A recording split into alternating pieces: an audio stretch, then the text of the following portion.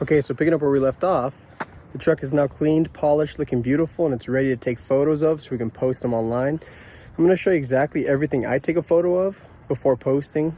The idea is that you want to have photographs of everything that someone might ask a question about, so that they can look at your listing, look at your photos, look at what you wrote, and the only thing they're going to ask you is, what time can we meet? I hate when people put such little information that they get a million messages and they ask 40 different questions, and then they realize it's not the vehicle for them because they just asked a question and got an answer to, oh, it's a flood title. Oh, it's this, it's that. This is a smoker's truck. It smells like cigarette. I did some good work, but it still smells like smoke. I'm going to put smoker's truck. It smells like cigarette. I'm going to put, you'll see what I put at the end of the day, but the reason is there's a lot of people that the truck could be perfect, but if it smells like cigarette, they're not going to buy it. So I'm going to save myself trouble and whoever buying it trouble by just saying straight up what it is. And that's what we all need to get a better Facebook marketplace so we don't waste so much time. But here's, let me show you what I photograph, what I take pictures of. And I'm going to do that while taking a video. I'm just going to hit the picture button as well. So you'll see exactly what, how to do a quality online for sale post.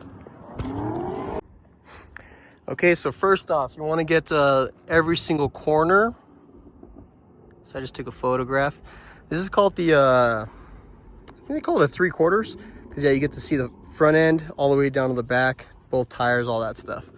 So I'm gonna take another one just in case, because iPhones are weird. Click. I'm gonna come around to the front. Now I hate that there's a shadow in it, but I mean, time of the day, it is what it is. You're gonna end up seeing me. Well, oh well. And click. Here goes the next one. Click. This may seem obvious, but once again, this is the how to get the top dollar for your vehicle. Click. You can really see that polish that we did. Makes this thing pop. See, there's a little dent in the corner. I didn't notice it till just now. Here goes the other one. Click. The next one. Click. Next one, click. I then personally like to go under the hood.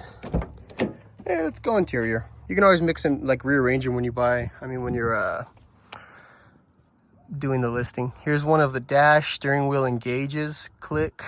Now if you come over to this side of the door, you can get a really nice shot of the seats. I'm gonna go wide. Click. Do little things like this. I'm taking the seatbelt all the way. See how it's twisted? I'm gonna untwist it, pull it up, and we'll try that shot again. Little things, they may seem obvious once again, but the whole idea is to make it as beautiful as you can. I mean, that really is the whole idea. I'm gonna take a picture of the shifter. Now, why is this important? Because Toyota guys will know, oh, it's not 4-wheel drive. So that'll save me a lot of questions. One of here, which isn't so important, but it's nice to have. One of the gauges directly. Nice to have. I'm also going to take photos of the back. Some people might take a photo with all this like that. No, fold it up. Get it out of your way. Clean is what we want. I'm gonna go wide on this one again. Click. I'm gonna fold them both up. Take another one. Click. Now there's only so many photos you can post on a Facebook market listing. I think it's 20, but I'm gonna have all the photos I need. Click. In case somebody asks, what's this, what's that, I'll say, here's some more photos. You know what I mean? It's a great idea to get a video of the truck running when you turn it on. So here goes the key. I'm gonna film the gauges.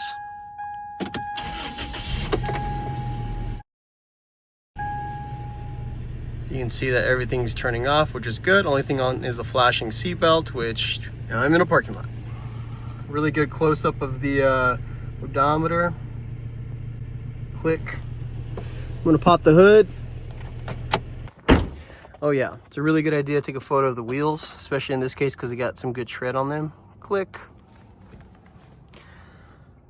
Click.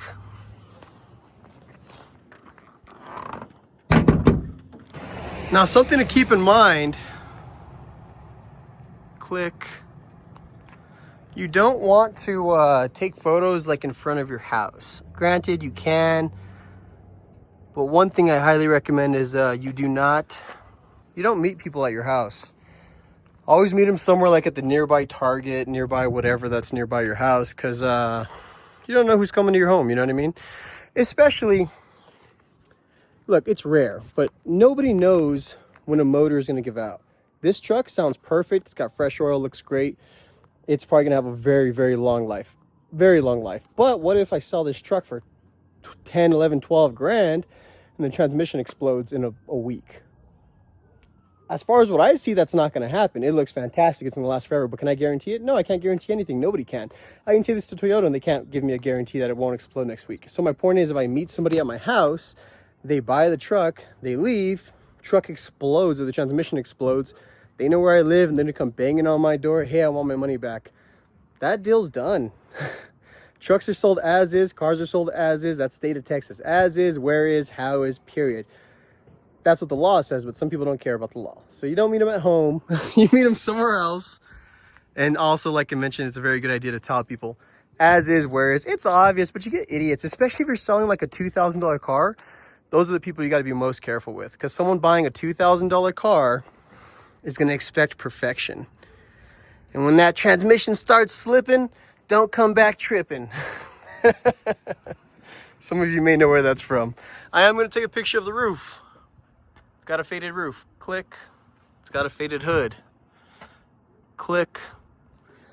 Toyota Tacoma badge. That's a good one. Take a photo of that. Click. Too bad it's got a little scuff. Whatever. And then SR5. Click. Toyota Tacoma pre-runner. Click. Bed. I'm gonna go wide on that. Click. Oh yeah, in case of this truck, something to be proud of is just how clean the undercarriage is. Yeah, all you guys from the northern states are thinking, what the hell? That's right, look at that. This is a this is a 2004, so it's a 21-year-old truck. Click. Looks like it just came off the lot. We are very, very fortunate in El Paso. Look at that. This is crazy. Click. Frame looks great.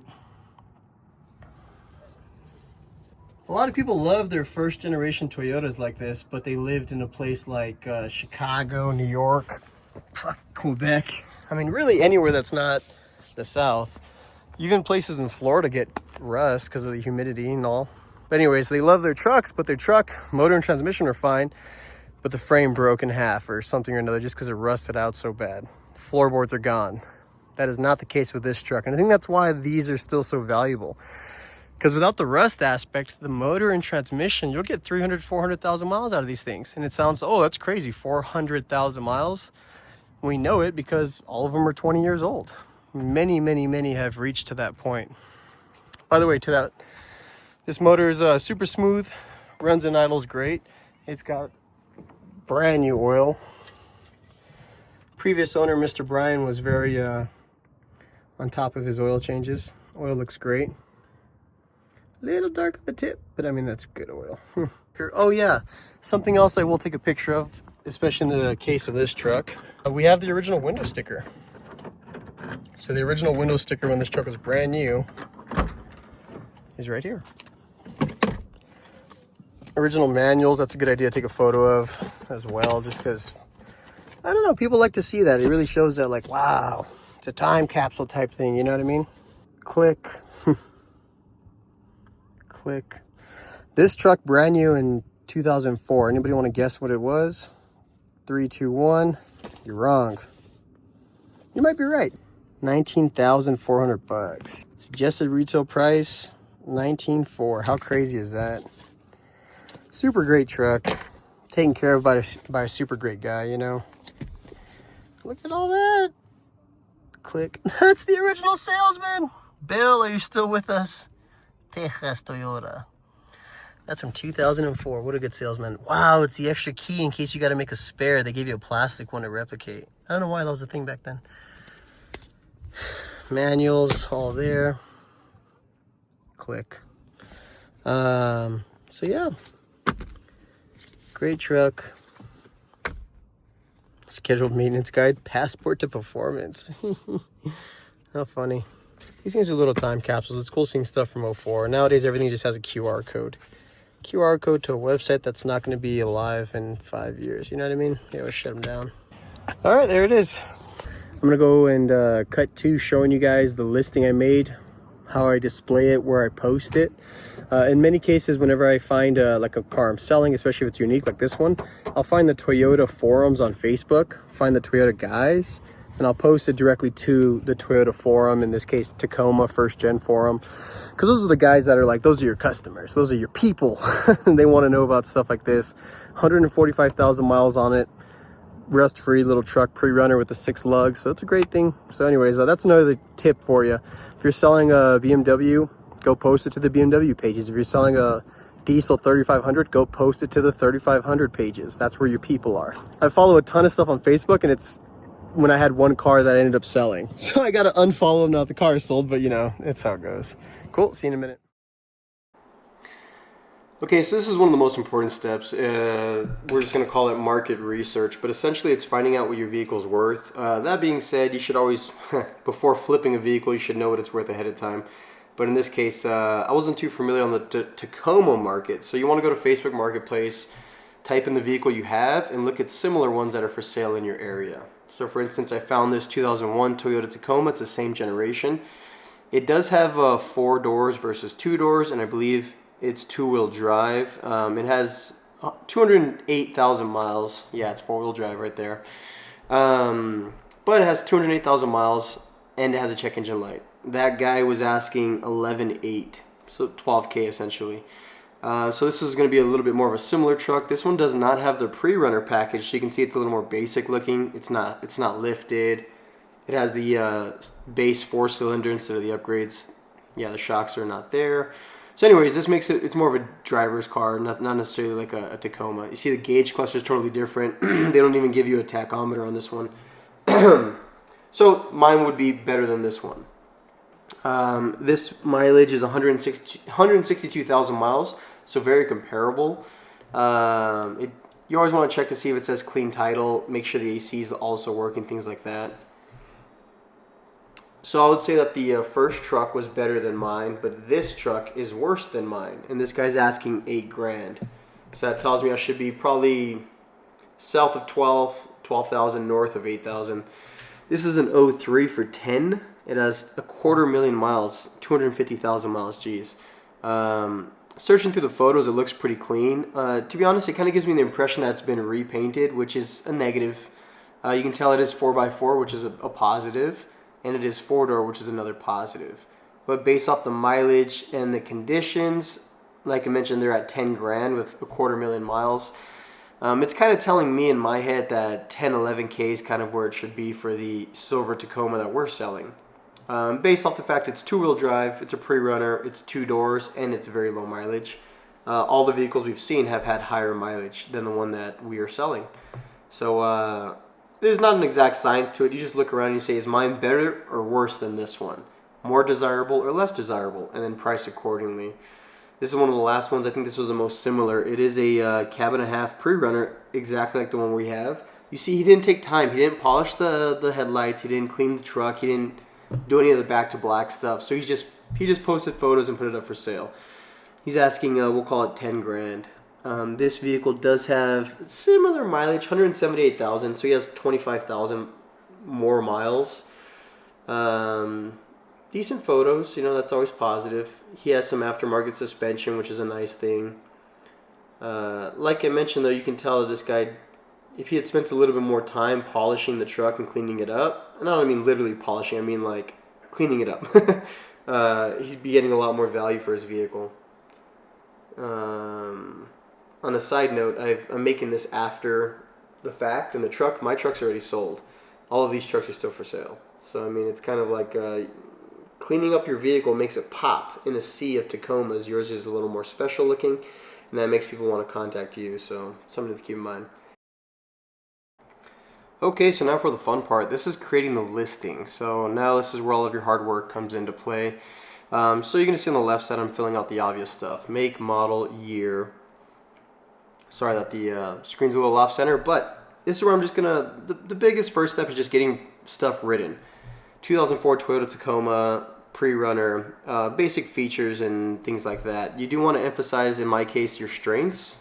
So in this case, '04, single owner, low mileage. Because it is low mileage for the year, it is a single owner, and it is the last year that they made this first generation pre-runner. You always get these purists. Some people will love Tacomas, but only the first gen, and they'll pay more because it's a first gen, and some are like only the second gen, whatever. So play to your car's strengths, whatever that may be. Also, you'll notice I start referencing back and forth to the internet, asking questions about pre-runner packaging, and you're just doing your market research, research in this case, so you can say, hey, here's what my truck has, here's what it doesn't has. Like I had mentioned in the past, the biggest thing you can do is just information. It is possible to put too much information, especially if it's pointless info, but in this case, I know what people want to see, so you're going to reference that. Once again, pre-runner package, low mileage, single owner, no accidents, and in this case, I did put smoker's truck. This truck belonged to a smoker because, although I did good in getting a lot of the smell out, there's some people that it could be a perfect vehicle, but if it smells like smoke, they're not going to buy it. So you want to save them time and yourself time. Even though it was a very light smell of smoke, it was still there, so it's in there. Ice cold AC in El Paso. That is a huge thing. You're going to get a million questions. Is the AC cold? Is the AC cold? Put it there, put it in bold. Ice cold AC, hot heater. That'll save you a lot of questions. After I wrote all this stuff up, you guys can pause and read it if you need to. I edited it, went back and forth, changed how it was lined up. I always place the price, and I always place OBO. That stands for or best offer. I listed it at 11,000 or best offer. I think I went up to 12 before I actually sent it off. Which just tells people, hey, this is my price. Shoot me a good offer, and we'll be able to negotiate and find an answer. Upon negotiating, I never negotiate until someone's seen the truck. It's pointless to negotiate over the phone because they haven't seen it. You know what I mean? Now this is where we're doing our photos. I uploaded all the photos to to Facebook. Started posting them. You're going to organize them so they're in categories, just like the way we took them. All the exterior, all the interior, and all of the engine photos. And then frame if you need. It's most important to least important, You don't want your photos where it's 2 outside photos, 2 inside, 1 engine, then back to the outside. It makes it clumsy. So that's what I'm doing. I'm organizing. The hardest part is that Facebook only allows 20 photos, which is plenty, don't get me wrong. But you have to decide what's more important and what's not. You have to make cuts. But even though we took way more than 20 photos, that's okay because I have them in my phone. So if someone asks additional questions, I can shoot them over photos of the exact thing. See, that's one I took that you guys didn't see, but that's a really nice, I think, draw photograph that people scrolling through will see that, click on it, and then get a chance to look at my ad and read it. So here I'm just organizing them, realigning. I wanted to make sure that the odometer was present as well as the photo of the gauges, because if the pre-runner gets special gauges, we're going to show people it has special gauges. I ended up using the photo with the seatbelt in the way, whatever, right? So let me actually speed off to the next spot. Yeah, the odometer wasn't on, so I had to change that again. Here we go. So just to show you what it looks like at the end of the day, here's the finished ad. Whenever I clicked the next photo, for some reason it pulled it to the top, but that was only for this editing. Once the ad was present, it just stayed consistent, but you saw the outside photos, the interior photos. There's the odometer clearly shown. Here's more of the interior. You see how it's kind of consistent flowing, and then I went to the outside. You got the tires, engine bay. Then you got more of the exterior. I showed the faded roof and the faded hood, just once again to be full disclosure with people. Showed the bed, which is a really clean little bed. And then this is the undercarriage photo. So we got everything covered. All the bases have been shown, and that's going to be what most people will be looking for. And the next step was to post it live and then start answering questions. So as you can see, you get a lot of hits whenever you post a vehicle. You get a lot of messages. Most of it's you got to filter through, which is people saying, hi, is this available? Then when you click on it and say yes, they disappear. So it's kind of a give and take. That being said, you can tell I posted it on the 16th, so I got a lot of messages on that. Then the 17th, a couple of different ones, and then 18th, of course. Just to cut to the chase, out of all these messages, a bunch of back and forths. I actually ended up showing the vehicle to one guy nearby my house. I wish I could film it, but he was just a little bit of a different guy. I'll just call him Unique. And so he was a little more reserved. But I met him at a Super Target, and he liked the vehicle a lot. He had a 2004 Toyota Tacoma. 2002 Toyota Tacoma, so it's 2 years older, but it was the 4-door that he bought original as well. He was the first owner, and with that Tacoma, he had put 270,000 miles on it, and it finally started having a little bit of trouble, so he was out looking for a new one. So yeah, we test drove the one I had, and where the heck is it? I think it was this guy. So yeah, he test drove this one, had a great time. He enjoyed the vehicle. He just needed a little bit more time to make up his mind, as he said. Which could mean he was making up his mind, could mean he needed to gather some cash, who knows, right? But in between that day and the next day, I actually ended up getting hit up by an old coworker, one of my friends, who's on Facebook Marketplace a lot too. He buys and sells and all that. And he's like, hey, are you selling a Tacoma? And I'm like, yes. So he saw the listing, and at the bottom it has my name. So he called me directly, and he's like, yeah, man, I've been searching for one for a while. Him and his family have had a lot of Tacomas, and so they're super familiar with them, the Toyota people, I would call them. And so yeah, I went to go show it to him.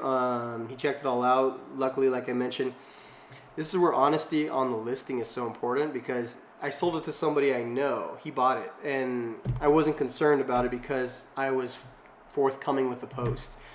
Like I mentioned, some people like to lie about listings, or they don't show enough photos, but it's because they're trying to like make up for a beat up or damaged car. This truck wasn't that, and that's why, once again, it's important to give a good description, good photos. So as soon as my buddy saw it, it was exactly what he was expecting. On a side note, the first guy that saw it, he actually gave me one of the best compliments.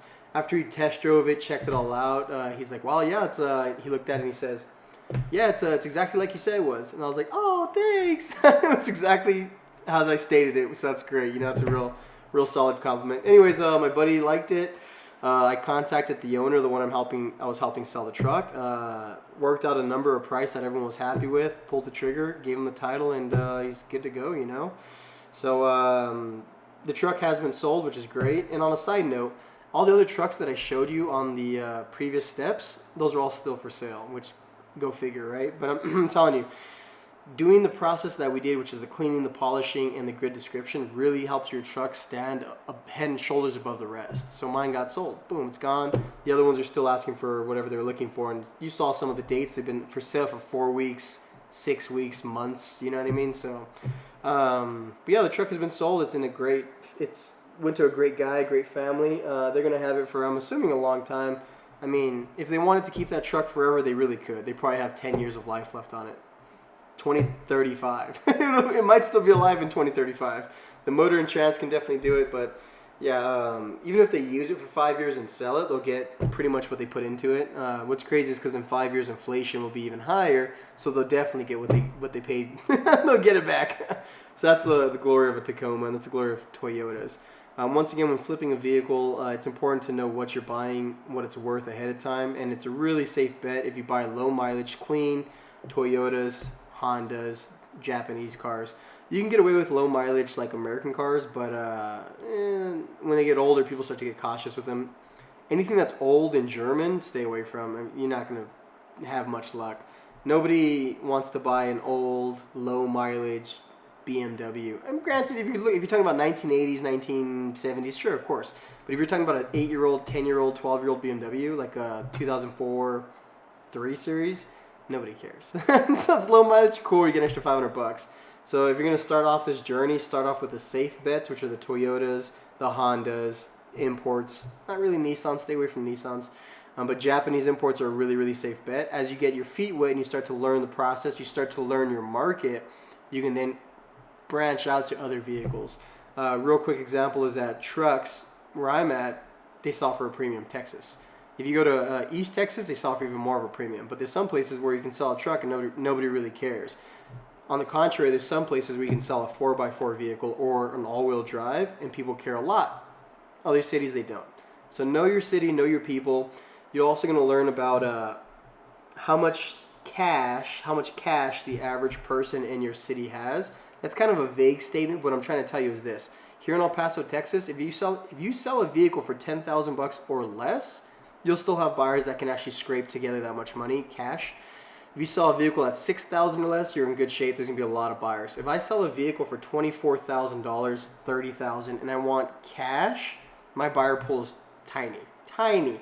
There's only like 10% of El Paso that could even have that much cash, that will have that much cash. And out of those 10%, you got to find somebody that wants your car that much. So when it comes to flipping, you got to know these things and learn about your environment and the people around you. Some cities are very cash poor. Some cities are very cash rich. Just it fluctuates, you know. I always recommend stay with cars that are 5K and less. Then move up to 8K, 10K, 12. Once you get into 15,000 and up, you then have to start being okay with like bank loans, talking to credit unions on behalf of customers. You know, going with them to your local credit union and giving the VIN number, inspections.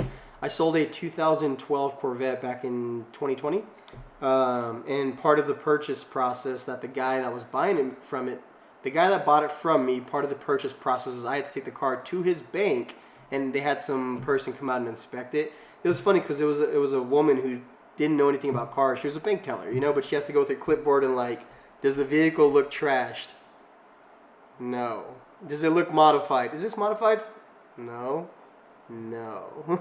So it's a different headache. So things to keep in mind, but it's all part of the fun, all part of the process. And stay within your limits. If the state of Texas allows me to sell a certain number of vehicles without a dealer's license, I think it's 4. I usually sell like 2 or 3, so it's whatever, you know. But yeah, follow local laws. As is, where is so important. And with that, those are the basics. That's the meat and potatoes of it, enough to get your feet wet. Once again, start with a Honda and a Toyota, you'll be okay. Good luck, guys. See ya.